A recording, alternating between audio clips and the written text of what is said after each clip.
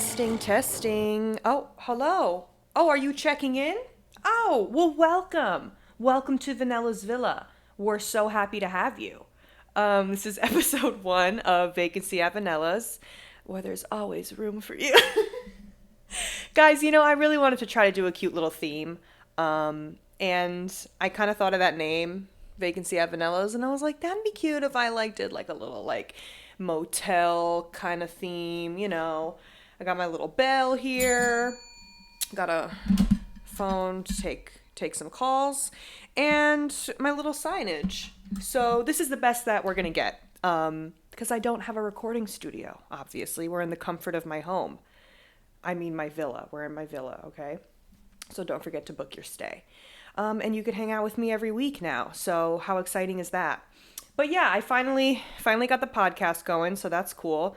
And I honestly don't even know how this is gonna go, what we're gonna talk about.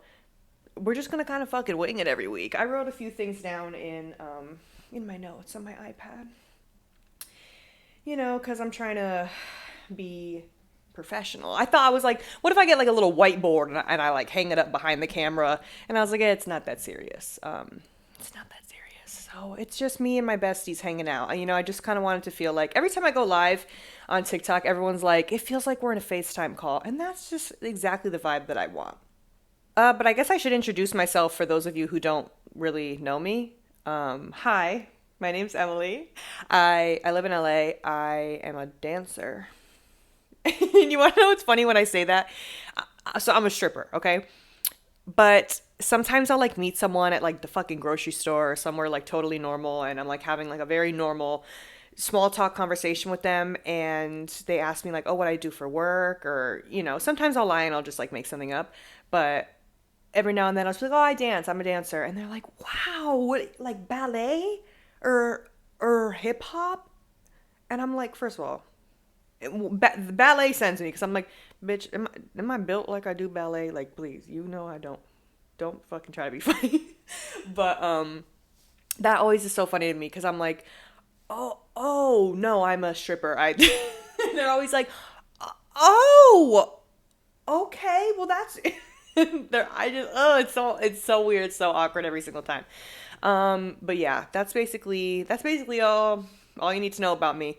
We're just gonna be talking about stories from the club and stuff that's relevant in my life at the time, and I don't know, yeah, we'll see where this goes. But by the time this comes out, it's going to be probably around Halloween, maybe a little bit after Halloween. So ooh, happy Halloween. I don't know what that was. I don't really have anything planned for Halloween, which is strange, because usually I'm die hard. I go pretty hard for Halloween, and I like to do multiple costumes, and I'll do one at the club. I'll do a cute typical one, Playboy bunny or a nurse or whatever. And then when I go out, I usually like to do one funny one and then one cute one. I was a grandma a few years ago. I posted a TikTok. I was a redneck. I don't know, but I thought it would be a good idea if I did Pearl, and everyone wants to be Pearl this year. So I was like, oh, I guess not. So I don't know. I might even be the girl from X. I don't even, Maxine or whatever her name is. I'm like, I don't even care. So it's the Harley Quinn. I saw someone comment and was like, everyone's doing this costume like how everyone did Harley Quinn that one year. And I'm like, man, I thought that I was ahead of the fucking game with that. So I guess not. But speaking of Halloween, I used to be really, really, really, really scared of everything when I was younger, ghosts and fucking everything you could imagine, but mostly ghosts and anything paranormal. I was deathly afraid. And my friends knew that, and they would kind of fuck with me. So I remember one year, I wanted to say, this had to have been early high school or middle school, when the first Insidious came out, and I was such a fucking pussy when it came to scary movies. I probably had never seen not one single scary movie in my life at this point, and I was so scared of them that I wouldn't even know. I wouldn't see the trailers. I would have no idea about any scary movies that were coming out or anything. So in my hometown, the movie theater was inside of the mall. So we would like walk around the mall. You know how all middle schoolers do. We all chill at the mall, whatever. Get a little Wetzel pretzel. So we were chilling probably like a Friday or something. And my friends were like, let's go see a movie. And I was like, okay. We go down there and they're like, well, what movie are we going to see? And I remember, because I'm pretty sure the first Insidious was rated R. And we were like, how are we going to get in? Like, da da da da. And I'm like, well, why is it rated R? And they were like, it's just a movie about. They were like, it's just a movie about a boy and his family. I was like, oh, okay. Me also, I'm the most gullible person on the planet. I still fucking am. You think that I would have grown out of that by now? No. You could tell me anything and I'll fucking believe it. It's a really, really, really, really bad personality trait of mine. So I see the poster, the Insidious poster that's hanging up, and it's like, I don't remember exactly what it was, but it was like the little boy and like the house was in the background, and it looked fucking spooky and eerie. And I was like, oh man, that looks kind of creepy. And they were like, no, it's not. We promise it's not scary. And me being a good, trusting friend, I was like, well, they wouldn't lie to me, right? So we get in there, and I don't know how the fuck we got in because we were like little as shit. We definitely should not have been seeing a rated R movie. We get in, and we're watching the movie. It starts off a little creepy, and then, you know, shortly into the movie, I realize that, oh, this is a fucking horror movie. And I'm like screaming, crying, like freaking out. My friends are dying laughing. They think it's so funny. And I kind of like did okay the whole movie. But then for some reason, what set me off was at the end, there was like some, like before the credits rolled, it was like, this was based off of true events. And I don't know why the fuck that sent me over the edge. I was like, oh my God. I was freaking the fuck out. We got out of the movies and I was like legitimately crying, like as we were waiting for like whoever's parents were gonna come pick us up. I was like, why the fuck? I can't believe it. And they were still laughing at me. So that was pretty scarring. But I do love Halloween. And now I love horror. Okay, you know, I wouldn't go there. I still don't really like movies about like possessions and stuff, but I got over that fear. You know, I'm grown. I grew up. I'm not a pussy anymore. So like right now I've been playing a whole lot of the Texas Chainsaw Massacre game that came out. Great game. I love horror games. I love some horror movies, not all of them. But yeah, I just used to be like very scared. And I used to be scared of like fucking everything. Like I was just such an anxious child. I still am anxious now. And I remember one time my aunt was like, you were the most anxious little fucking kid. And my mom was like, no, she wasn't. And my aunt was like, yes, she was. Did you not remember?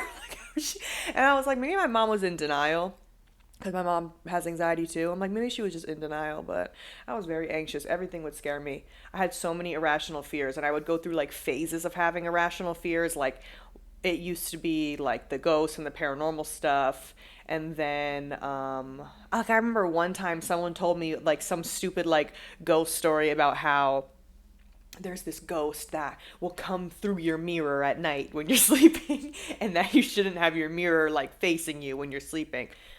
Baby, you best believe that every single year for the next for the next probably 8 to 10 years, I'm not even kidding, after that, I turned my mirror around every single night when I went to bed. I shit you not. That's how fucking scared I was of stuff like that. But, yeah, I just would have like existential crises about the dumbest shit, and I would be like, oh my God. But yeah, so here I am, 27 years old, and I don't really know what I'm super afraid of now.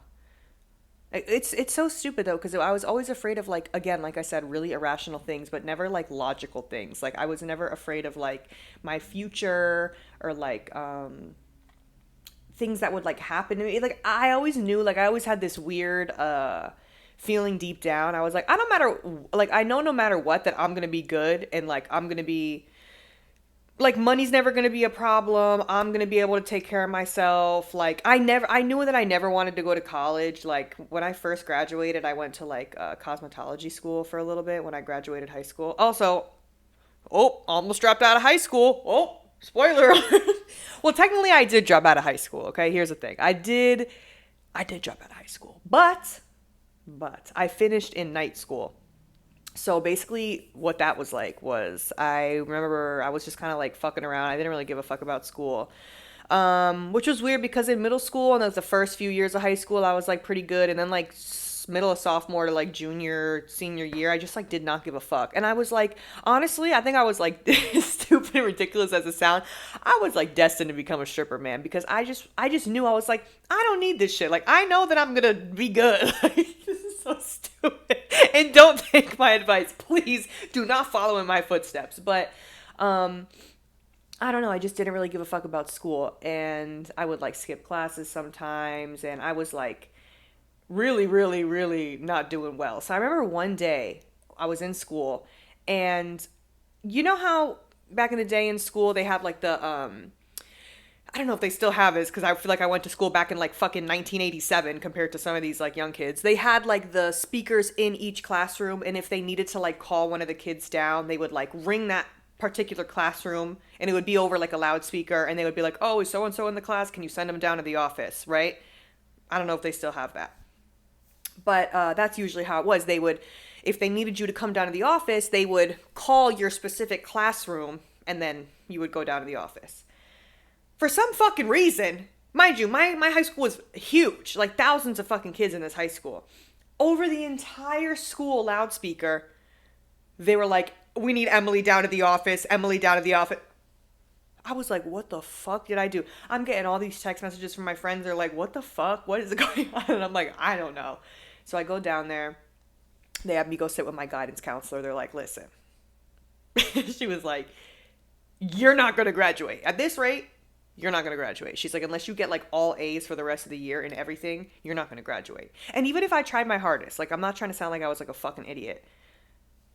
I mean, that's debatable. But, like, math, I don't give a fuck. Even if I tried my hardest, I'm not getting an A. Like, that was just not my strong suit. So I was like, that's not possible. I told her, I was like, I don't think that I could do that. And she was like, okay, well, these are your options. You're either going to have to drop out, come back next year.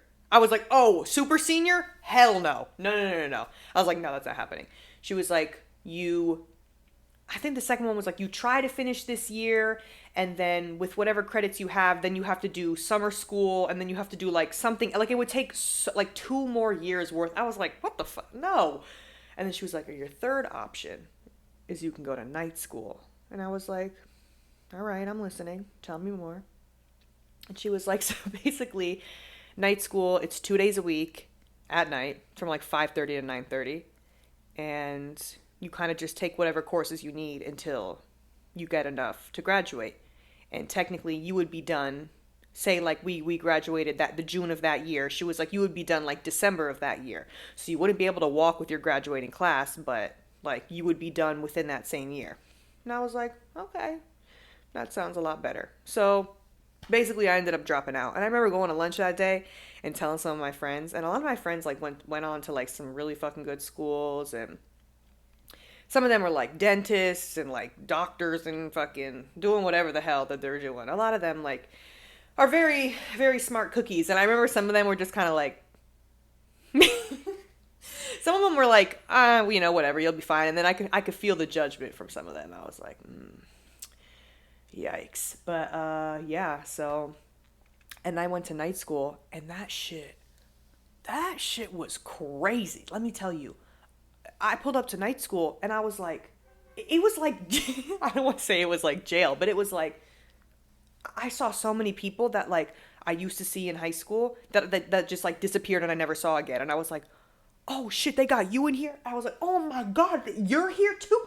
What the fuck? It was crazy. It was like, I couldn't believe it. I was like, oh my God, this is where all the rejects go to die. But like, it was kind of cool though. Like not in like a, it wasn't like depressing or like sad.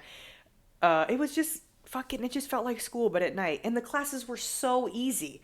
And you actually learn like some stuff that they don't teach you in school. Like they were teaching us like stuff about taxes and like whatever. It was so easy. And I ended up doing that. And then I worked during the day. So I was like, making a little coin. And I thought that oh my God, I thought I was a fucking hot shot because I was working during the day when my friends were at school, and I was like, I'm pretty and paid. Like you guys, like you would have thought me making like $10 an hour. I was like, it ain't nothing. It's nothing to me. Like, whatever. I thought I was so fucking cool. But yeah, I don't even know where I was going with this originally, but oh, that's the reason why I brought it up, is because I was never worried about like my future. I was never really worried about my future. Like I was anxious about like I was like 17 years old thinking that I was going to have a heart attack. Like very like health related stuff. That's really all it was. And it was so stupid. My brain is so stupid and I still am like that a little bit to this day. I think that I'm just going to like roll over and fucking croak for no reason. Like yeah. So that's pretty much it. And I just know I just have this weird, I don't know if it's like whatever, whoever's up there and whatever angels or whoever I got watching over me. And they always make sure that I'm good because I'm always good. Everything's always good. Everything's okay over here. But yeah, at least you guys know that story now. So I kind of wanted this episode to be more of like an introduction anyway, so you guys can kind of like get a gist of how my life came to be where it is now. But yeah, so basically I just kind of like dropped out of high school, and then a friend of mine was moving to Boston for school, and she needed a roommate. This was a few years after high school, but I went to school for like cosmetology for a little bit. I didn't even like actually go to like real cosmetology school. I did like some makeup fucking course thing. And then I worked in a bunch of salons, and I realized I was like, man, this shit fucking sucks. Like, like I'm getting paid dog shit. I'm doing a lot of work. So when my friend was like, I'm moving to Boston, I was like, take me with you. Fuck it. Like, I'll go. She wanted a roommate. She didn't want to live with a random person. So it all ended up working out. I moved over to Boston with her, and we lived in this little fucking shit shack of an apartment. It was in a basement, and the ceiling tiles were like office ceiling tiles. You know what I mean? Like those, like they almost look like fucking styrofoam, and they're like panels. And there was definitely asbestos, definitely 1,000% asbestos in that goddamn apartment. And I had just gotten Chai, my first cat. She was a baby. Her girlfriend ended up moving in with us, so then her girlfriend had a husky, and then they ended up getting two more cats. It was like a fucking zoo. Our little tiny basement apartment in Boston, it was like a little zoo. But we loved it. Like we all thought that we were like so fucking cool because we were all like living by ourselves. We were 21. I was 21 at the time. I had just turned 21 when we went out there. And you couldn't tell me shit. I had this shit, like this apartment was a literal fucking shithole. And you would have thought that I was living at the fucking Ritz-Carlton. I was like, everyone come visit, like guys pull up on me. Like I thought it was so fucking cool because it's your first apartment. Like you're not living at your parents' crib. It doesn't really matter where it is. You think you're like really doing your big one. So, and then literally they found out that there was like fucking asbestos in the apartment. So, in Massachusetts, a lot of places it's like really hard to get out of a lease, but Massachusetts, they don't really give a fuck. They'll like let you out of a lease. So we got out that lease and we both like went our separate ways, and we moved to like way nicer apartments. So, cause at this time I had just started dancing. When I first started working at my club, it was actually kind of random how I started there. Like I had no intentions of like working at a club or like being a dancer or anything, but I went in there one day, like just to see if they needed like a waitress or something. Mind you, I'd only ever been in one other strip club in my life, like as a customer. And there was like some little tiny one in my hometown. So I go into this club and I'm like, do you guys like need a waitress or something? I'm all fucking shy. And they were like, well, we don't need a waitress, but we need a massage girl. And I was like, massage? I was like, massage? They were like, no, no, no, no. I was like, oh my God, okay. Well, what do I do? They were like, all right, well, you basically wear yoga pants, and you wear a little sports bra top, and you walk around on the floor and you ask guys if they want to get a shoulder massage while they watch the girls dance or whatever. And I was like, oh, okay, yeah, I think I can maybe do that. I'm like, I don't really know how to massage, but I could learn, I guess. So, I got the gig, and then I started working there. And at that club, the way that it worked was anyone could go to the VIP, anyone who works there. Dancers, obviously, it's meant for the dancers. That's like the goal is you want to get the dancers up there. It's their job. But you can take a waitress, you could take a bartender, you could even take a bouncer if you wanted to, one of the fucking guys, if you really wanted to. If you were a customer in there and you had the money, if you wanted to take someone else to the VIP, you could.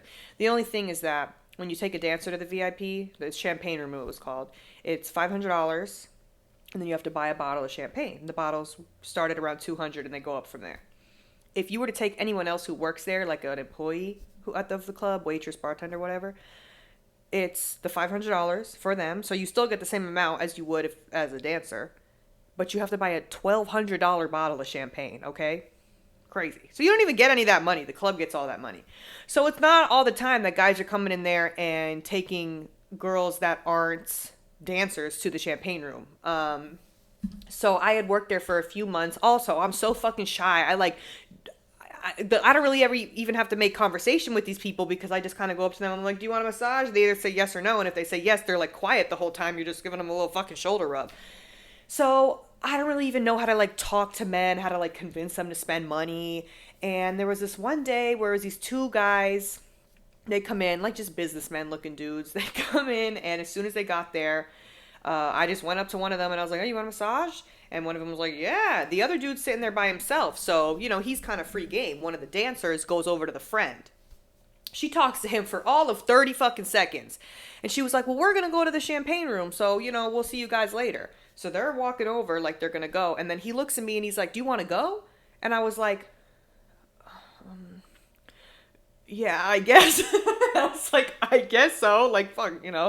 But I didn't know anything. Like, I didn't even know what the champagne room looked like. I had never even seen the light of day of this room because they don't let you go up there unless you're with a customer. It's that you have to take an elevator up there because the club was like multiple floors. So I'm scared. I'm like, fuck, what the fuck am I getting myself into, bro? I don't even know. Oh my God. But I'm like, I'm trying to make a quick little 500. Like, let's see. Can't be that bad. So we go up there and the first girl, she's saying we're in like a big booth, right? It's like a big booth. The waitress comes over, she gets us bottles, and I had to get the fucking like expensive ass bottle. So I'm like sipping, and I don't even drink like that. So I'm like, like I'm pretending like I'm barely even drinking it. The other girl, she's already butt booty naked, dancing, twerking, doing handstand. I don't know what the fuck. She's already dancing for this dude, the other girl, because she's a dancer. She's, she already knows the game. She knows what she's doing. She's already butt booty naked, and I'm literally sitting on this guy's lap like this, like fucking Santa Claus, like asking for what I want for Christmas for my wish list. I'm like, so, the gulp. I'm like, so, what do you do for work? Like, I was so fucking nervous, but I think it was one of those things where he kind of like liked that I was like, he's like, "You don't ever do this," like fucking one of those kind of things. So I think that he kind of liked that I was like so innocent and nervous. And yeah, then towards the end of it was, you have to be up there for an hour. They pay it's for a whole fucking hour. So majority of the time I'm literally just sitting on this guy's lap. Mind you, some days I would wear like cute underwear thinking like maybe today's the day I'll go to the champagne room. This day, bro, I wore like fucking granny panties. I was like, oh my God. I wore the ugliest grandma panties. And I was like, oh, fuck, bro. I think I was like on my period. I was like, God damn. And so he was like, you want to take your top off for a little bit? I was like, okay. Bro, that was the worst money this dude ever spent in his life. That's the worst money he ever spent. And the other girl, she's all trying. She's like, yeah, you woohoo. She's all trying to like hype me up and shit. And I'm like, woo. And I didn't end up taking my pants off because I was like, oh, this man cannot see these goddamn grandma panties. Like that is not happening today. So yeah, so it ended up being fine. But then once I realized, I was like, oh, this shit is easy. Like, you literally just kind of sit here and talk to them, drink champagne, and dance around a little bit. You get $500. Like, well, this shit is easy as hell. So then from there, that's kind of how I started dancing. And, I was scared because I thought about it. Like, once I was working there as the massage girl, I was like, maybe I will dance. But again, I didn't even know what the fuck, what the champagne room was like. So I was like, I don't want to sign up for something that I don't know what I'm getting myself into. But then I was like, oh man, this shit is cake. Then I started dancing, and I danced in Boston for a few years, and then like COVID happened and whatever, and there wasn't fucking shit going on out there. There was a whole lot of nothing going on in Boston when COVID happened. But apparently, out here in LA, when COVID happened, it was like people were fucking giving money away. These dudes were just handing money out like it was fucking candy, bro. Oh my God, because everyone out here was getting the PPE loans. Yeah. You're all going to jail. Everyone out here was getting the PPE loans. and they were just giving money away at the clubs. Every girl that I knew that was dancing in California or LA area, every girl that I knew that was dancing in LA around that time period when everyone was getting unemployment and the PPE loans, they were like, bro, I was making like 3,000 a night, easy, easy. And it doesn't even matter. I've worked at multiple clubs since I've been out here. They all said the same thing. Meanwhile, I'm on the other side of the fucking country, twiddling my thumbs, wondering when COVID's gonna be over. I missed that whole fucking shit. I missed all that money. And I was like, God damn. I got here a little bit too late. I moved out here just a little bit too late. But I mean, I still made money when I worked out here. So when I first moved out here, the clubs were still closed, but I didn't know anyone. I didn't fucking know anyone out here. So I was working underground poker games and stuff. Again, you're going to jail because those are not legal. Those are also not legal, but you know, it was just a whole lot of stuff going on out here, a whole lot of opportunities to make some cash if you were a pretty girl. And I missed all of it. But the poker games were still pretty cool though. Those were pretty poppin'. Basically, it was kind of like a waitress situation. You wore like a cute little dress. And these guys would have these poker games running out of their house or out of these apartments or like warehouses, just wherever they would like run them. And you would just kind of like make these guys drinks and they would tip you with the poker chips. And at the end of the night, you would like cash in your poker chips for real money, whatever you got like tipped. But these guys were, you know, some of these guys were playing with like thousands and thousands of dollars. So they would just be handing you chips, like whatever. And again, you could do like the shoulder massages and shit while they're playing at the table. And then I learned how to play poker. So that was pretty cool. I'm not very good. I'm not good at poker at all. But I mean, poker's cool. I like to play. But I'm not good. But every guy that I know that plays poker, they're always like, it doesn't matter how good you are. If there's like a pretty woman sitting at a table, it's intimidating. Like if there is a woman that is good looking and if she's sitting at your table, it's distracting and it's intimidating. I'm like, yeah, because you guys are like, have like fucking monkey brain and you're like, ooh, pretty woman. Like that's probably the only reasons I ever won a few hands is because the guys like felt bad for me and thought I didn't know how to play. And they like went easy on me, I guess. I'm like, fuck you, bitch. How about that? Fuck you. I'll take all your money right now. Just kidding. There was one time, I don't know if any of you know how to play poker, but I had pocket aces, which is basically like you have two aces. That's the best fucking hand you can get in poker. It's the best hand you can get, like off of the rip. I had fucking two aces, and I was like, oh, fuck yeah, right? So before the flop, which means like before they show any of the cards, this guy's like, all in. I'm going all in. And then, you know, it gets around to everyone fucking folds. It gets to me. And then, mind you, I was like cool with the dealer at this, like, this was one of my friends' games, like the ones that I used to work them, like I would waitress them, but sometimes I would go and just play for fun. And it wasn't even my money I was playing with, bro. It was the guy who ran the game. He would like he would just give me like $200 to play with. He'd be like, here.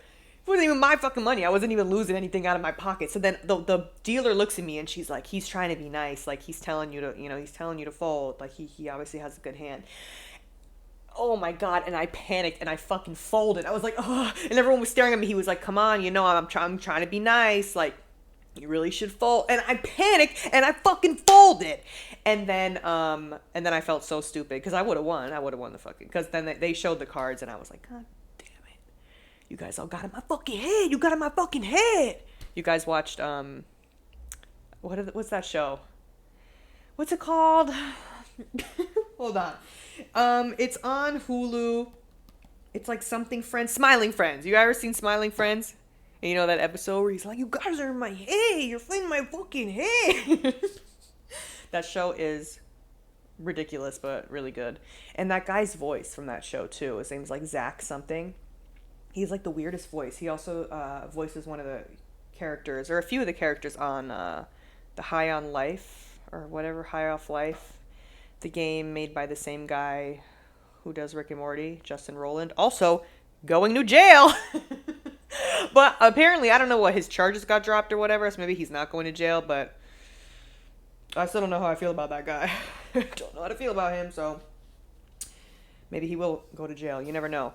But yeah, so, I mean, I feel like I've been rambling on for long enough, and, yeah, I mean, this is episode 1, guys, so thanks for listening. And, before I go, I want to start to do a little segment towards the end where I take take some calls. And by take some calls, I mean you guys like DM me with questions and stuff, or just anything. You could send it as a voice note or just type it out and just ask me shit and I'll answer it like as a segment where I take some calls at the villa. Cause I'm an open book, baby. I'm an open book. We could talk about whatever you want to fucking talk about. Ask me anything. I don't know why that got a little weird right there. Felt a little sexual.